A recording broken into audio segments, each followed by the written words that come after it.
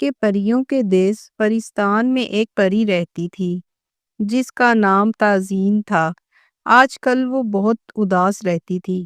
وہ اپنے گھر کی بالکنی کے باہر پھولوں کی بیل کے پاس بیٹھی رہتی اور کبھی کبھار بالکنی سے نیچے ادھر ادھر نگاہ دوڑا لیتی، ورنہ ہر وقت سوچ میں ڈوبی رہتی۔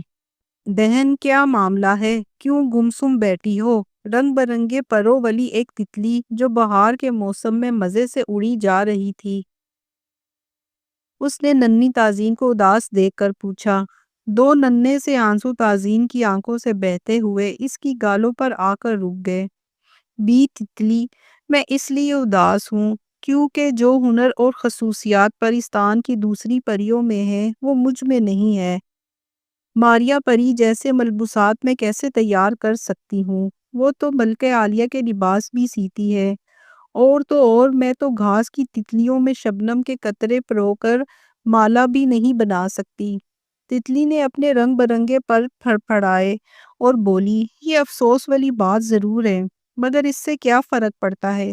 ارے یہی تو سب سے بڑی غم کی بات ہے، کیونکہ ہمارے بادشاہ سلامت ہر سال اپنے دربار میں ایک دن عدالت لگاتے ہیں اور ان پریوں اور پری زادوں کو موتیوں جڑے چاندی کے تاج پہناتے ہیں جو سب سے اچھا کام کرتے ہیں۔ بی تتلی، میرے سب سہیلیوں کے پاس تاج ہے، مگر میں لاکھ کوشش کے باوجود ابھی تک تاج نہیں جیت سکی۔ تازین روحانسی ہو کر بولی، تو پھر خوش ہو جاؤ بہن، دنیا میں بہت کچھ اچھا کرنے کو ہے، چاہے اس سے تاج جیتا جائے یا نہیں۔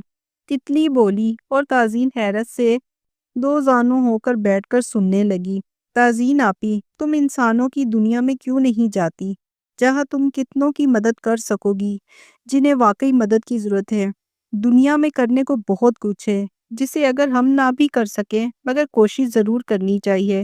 بی تتلی یہ کہہ کر پھر سے اڑ گئی۔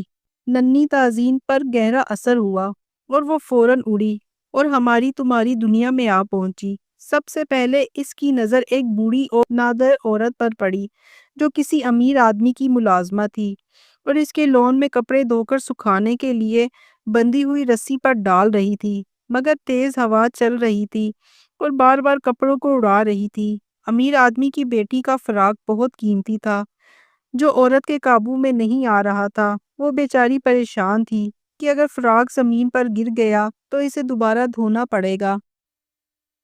تازین پروں کو پھڑپھڑاتی ہوئی فراق کے ساتھ ٹنگی ہوئی کپڑوں پر بیٹھ گئی اور مضبوطی سے فراق کو پکڑ لیا۔ بڑھیا نے ننھی تازین کو دیکھا تو بہت راضی ہوئی اور تازین کو دل سے دعائیں دینے